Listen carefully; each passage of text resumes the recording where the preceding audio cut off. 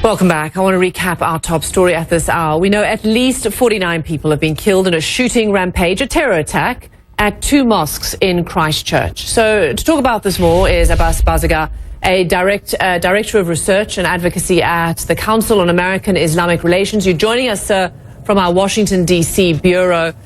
Your thoughts this hour on this terrible terror attack in New Zealand targeting the Muslim community during Friday prayers? Well, like so many others around the world, I stand in solidarity and complete mourning of the victims and their families and wish and pray them the best in terms of strength and fortitude during these hard times. But my thoughts in general are that I hope that we take this moment not to focus on this one murderer and this one killer or upon some kind of random discussion about hate and about, intolerance, but rather focus directly upon the nature of white supremacist extremist ideology and where that comes from, how it can be challenged, how it can be mitigated. This is not an isolated incident. This is not one person with, with some kind of mental disease. This is a deliberate act of ideological violence that we need to really challenge directly. And how do you go about challenging that then? Well, the first thing is you have to understand the problem, and the problem is that this ideology of hate has the same DNA wherever you see it. Hate has the same DNA, and by that I mean that the same mentality of understanding immigrants as invaders, the same mentality that says there's a clash of civilizations, the same mentality that says people of different religions, different backgrounds can't get along and are destined to some kind of existential crisis is absolutely wrong. We have to sniff it out. We have to smell it. To identify it. It exists in our politics, it exists in our culture, it exists in our media, and as a collective community, we have to take back our public space, we have to take back our schools, we have to take back our areas of education in the public space so that we can teach the right messages and that we can make sure that we recognize this for the disease that it is. The same way that we have come to recognize racism, anti-Semitism, we have to recognize anti-Muslim, anti-immigrant ideology, and we have to put an end to it. And how do you put an end to it? Well, the first thing is we need leadership from our elected representatives. We need leadership from our major icons in culture, in business, in society.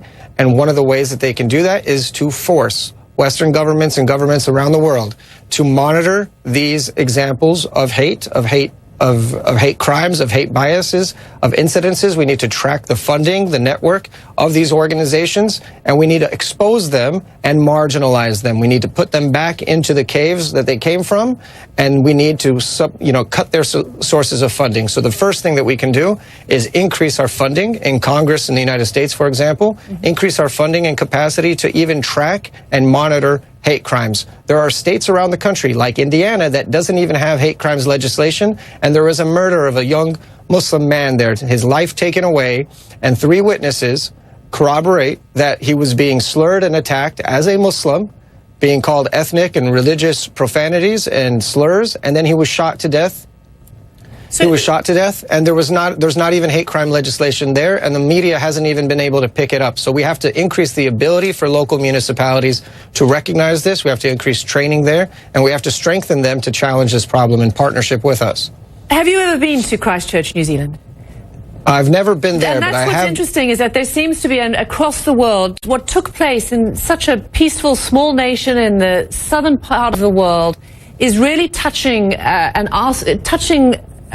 heartstrings of so many people around the world, because it feels, by what you're saying, is that many communities are seeing similarities, patterns, and that there's a globalization to this very localized event. Look, I will tell you that what happened there is no different than what happened in Charlottesville, Virginia, in Charleston, South Carolina, and I myself was witness to a suicide bombing in Kuwait in 2015 by ISIS. And the DNA is the same. Hate ideology uses a Trojan horse, clash of civilizations mentality that describes immigrants as invaders. And when I hear my president and when I hear my administration and congressional leaders discussing people who are coming to this country as invaders, it scares me. It scares me, quite frankly, that we need to be able to recognize that as a dog whistle to people like this in the world. It's quite sad that this individual holds up as his heroes People like President Trump, it's in the manifesto. People like Andres Breivik, it's in the manifesto. Dylan Roof, it's in the manifesto. If you read this manifesto, it is a textbook play out of the Turner Diaries, out of Andres Breivik's manifesto, and there's a similarity there that is quite frightening, and we have to teach ourselves to recognize it and put an end to it. We have to ask our social media platforms, our radio airwaves, our politicians to do things to help us mitigate this risk. An impassioned call. Appreciate you joining us here on CNN, Abbas Bazagar. Thank you very much.